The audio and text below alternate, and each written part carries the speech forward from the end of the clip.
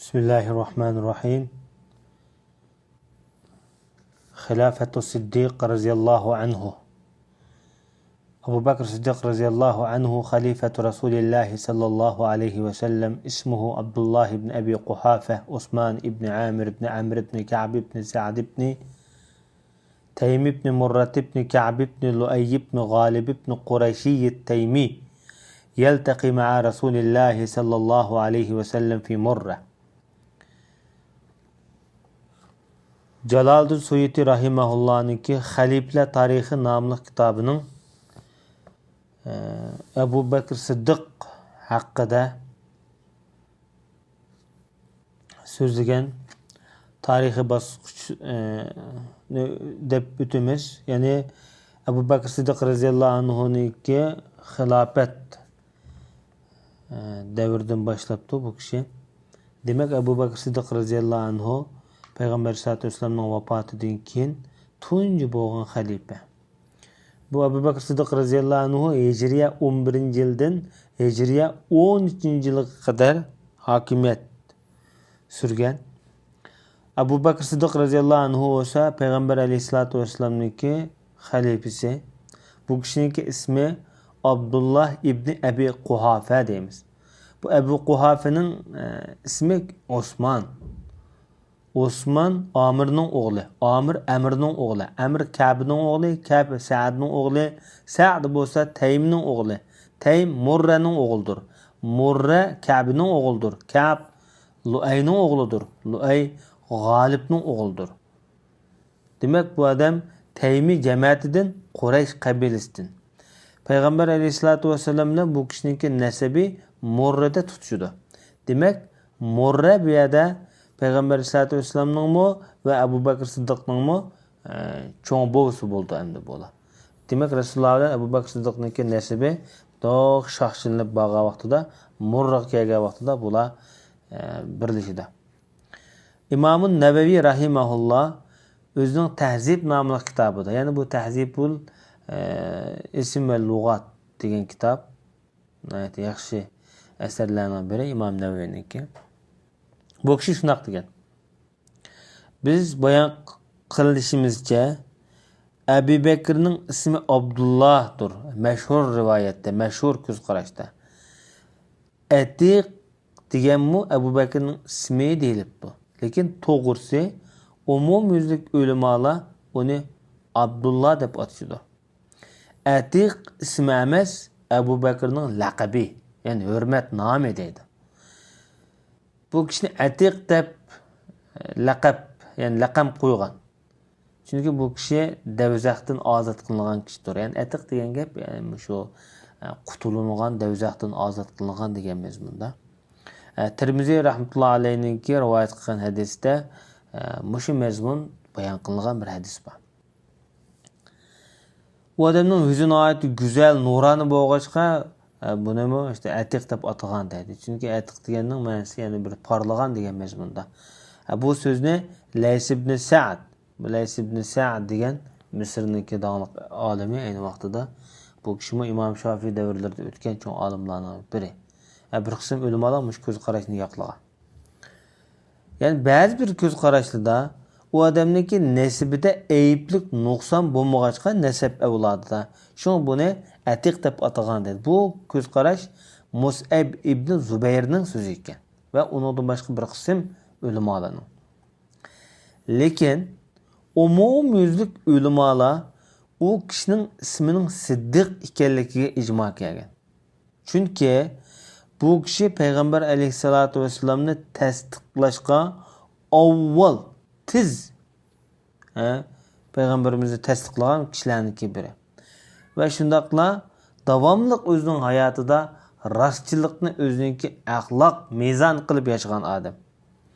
Bu odamdan shu rostchilik munosabatlik hech qanday bir ayb nuqson sodir bo'lgan emas. Hech qanday bir holatlarda bu kishi hayotida yolg'on, yovdoq yoki axloqsiz holatlar hayotida yuz berib boqqan emas.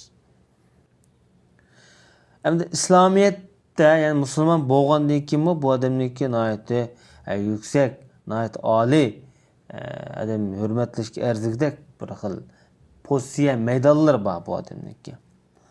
Cümleden İsra keçisi, yani Peygamber sallallahu aleyhi ve sellem İsra Miraç keçisi deymiz.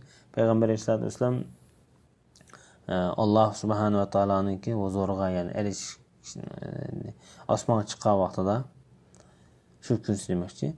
Kafirlar oldida bu kishini aytdi mustahkam, tavranmay, ikkilanmay, yaxshi javoblarni bergan. Shundaqla Peygamber sallallahu aleyhi ve sellem'den hicret qilgan. Bu kishiniki sanaqliq bir Rasululloh bilan bo'lgan yoki islom tarixida yuz bergan bir muhim maydonlardan biri.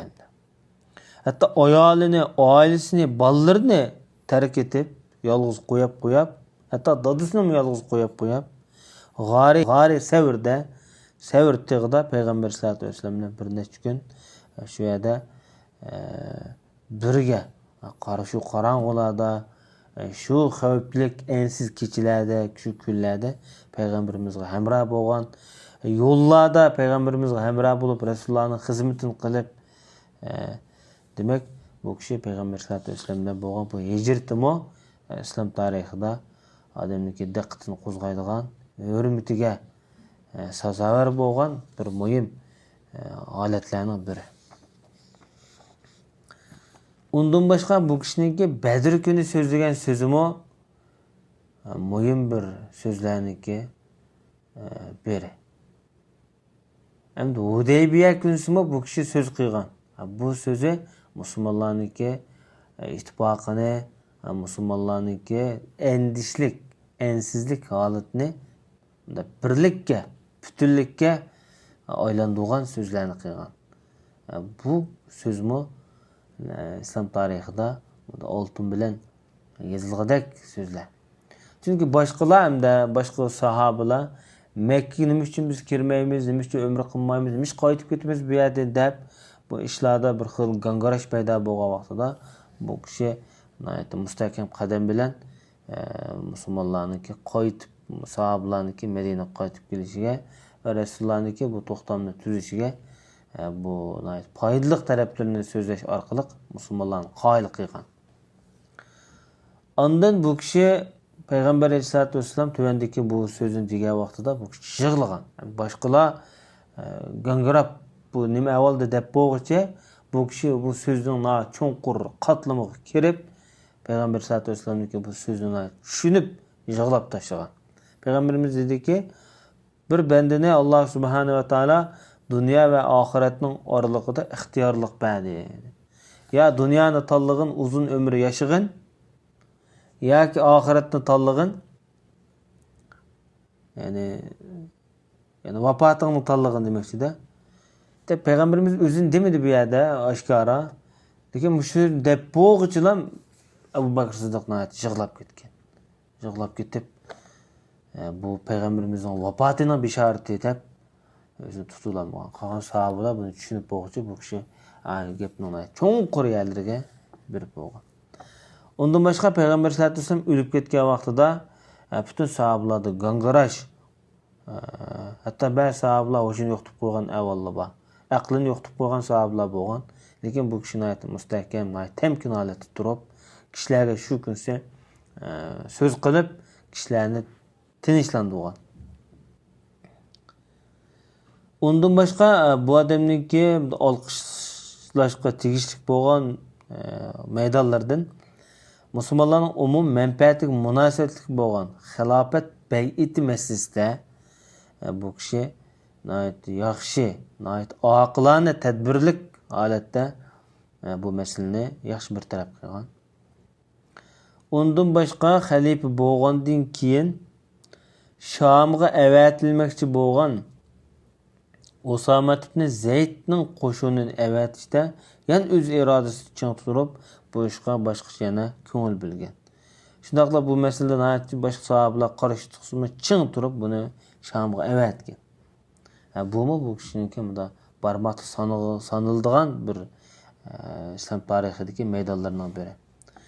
Undan boshqa murtadlar urushi bo'lgan vaqtida buni keskin sahobalar bilan munozara qilish orqali o'ziniki bu vaqtdagi dalil ko'z qarashlarini o'ttirib qo'yib, sahobalarni qoyil qilib, hem shundaqla Alloh subhanahu va taolo sahobalarniki qalbini Abu Bakr Siddiqniki so'ziga qalbini ich orqali, ya'ni bu murtatlar bilan bo'lgan urushni, yani qanday qilib urush qilamdik, qilmamdik degan masalalarda, demak bu kishi urush qilish tarafida bu maydonda ching turib, sahobalarni qoyil qilib, murtatlar bilan urush qilib, Madinaniki davlatniki yiqilishidan saqlab qolgan. Ondan boshqa yana muhim bu odamniki islom tarixidagi maydonlardan Şam'a qo'shin avatish, Şamning fathisini tezlatish, Şamdagi askarlarga har vaqt ta'minot yetkazish degandek masalalarda ching turib, bu Şamning fathisi uchun his qo'shgan. Andan mushu fatih harakatlar bilan bu odamniki o'zining vazifasini tamomlab, eng yaxshi, eng go'zal alohida sifatlardan biri mushu u bo'lsa musulmonlarga Umar roziyallohu anhuni xalif qilib saylab qo'yib ketish. Ya'ni men mush kishini men xalif qilib tanladim sizlarga, mush kishini xalif qilinglar deb yaxshi bir obdan bir nomzodni musulmonlar xalif qilib tiklab berib ketgan. Bu bu odamniki oqilona bir maydonlarniki, posiyalarniki biri. Hamda Abu Bakr Siddiqniki biz sanab bulanmag'idek nurg'un alohida xislatlari, fazilatlari, islom tarixida qoldigan izlar bor. Mushunchalik bo'lsin. Yani bu İmam Nevevi rahmetullohi alayhiniki so'zi mushakcha. Yani men deymanki dedi, men Jaloliddin Suyuti deydi. Abu Bakr Siddiqniki tarjimalini ma'lum doirada kengroq yozishni loyiq ko'rdim. Shuning uchun men bu vaqtda bir necha bo'limlarga bo'lib Abu Bakr Siddiq roziyallohu anhuniki tarixini qisqacha bayon qilib o'tmoqchiman. Demak, shu kitobdagi umum xalifalarniki tarixini yozib chiqqan, lekin bundan qaraganda shu Abu Bakr Siddiqniki tarixini bir oz ko'proq bayon qilmoqchi Suyuti rahmatullohi alayh.